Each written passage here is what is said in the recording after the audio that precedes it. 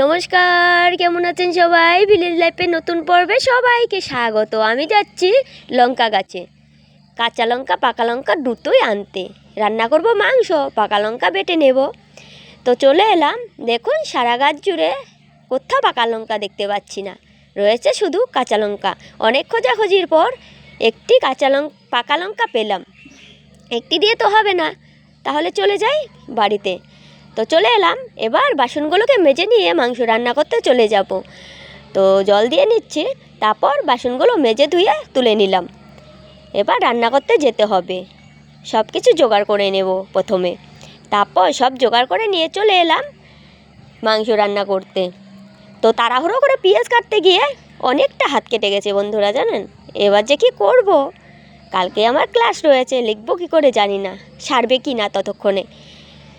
তারপর হাত দিয়ে দিতে অসুবিধে হচ্ছিল, পেঁয়াজের রসে হাত জ্বালা করছিল। তারপর হাতা দিয়ে দিচ্ছি। মাংসগুলো আজকে মেখেও রান্না করতে পারিনি, জানুন।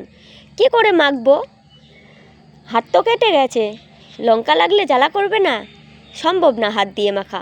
তারপর হাতা দিয়ে দিয়ে কোনো রকমভাবে একবার ডান হাতে একবার বাঁ হাতে কোনো রকমভাবে নেড়ে নেড়ে রান্না করছি।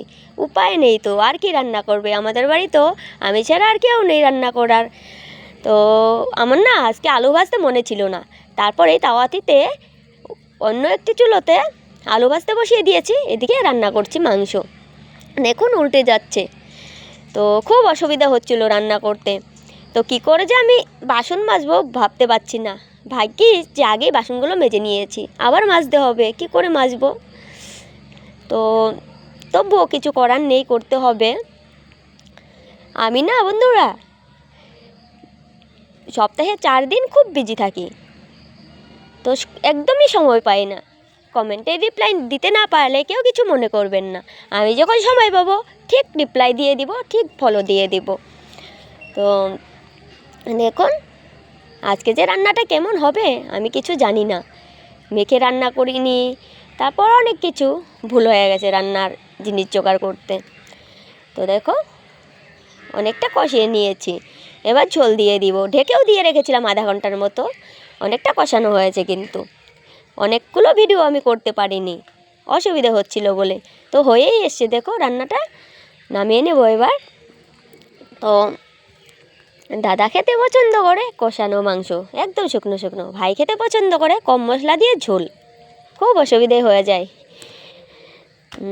দুজন দুরকম পছন্দ করে যে, তার জন্য। তারপর রান্না করে নামিয়ে নিয়েছি, দেখুন কেমন হয়েছে কালারটা। তো কাঁচা লঙ্কা বেটে করেছি আজকে, পাকা লঙ্কাও ছিল না। তারপর দেখো আমার গাছে গাঁদা ফুল ফুটতে শুরু করেছে, এগুলোকে বলে সূর্যমুখী ফুল। অনেক সুন্দর ফুলটি, তাই না? তারপর এক বন্ধু বলেছে গোলাপ গাছ আমার বাড়িতে নাকি খুব সুন্দর। তো হ্যাঁ, আমার বাড়িতে আমি গাছ গাছতে খুব পছন্দ করি। এটি হলো গোলাপ গাছ, তোমার জন্য ভিডিওটি করলাম, দেখে নিও আমার গোলাপ গাছটি। তো আজ এ পর্যন্তই, কথা হবে নতুন পর্বে। টাটা। ততক্ষণ সবাই খুব ভালো থাকবেন, সুস্থ থাকবেন।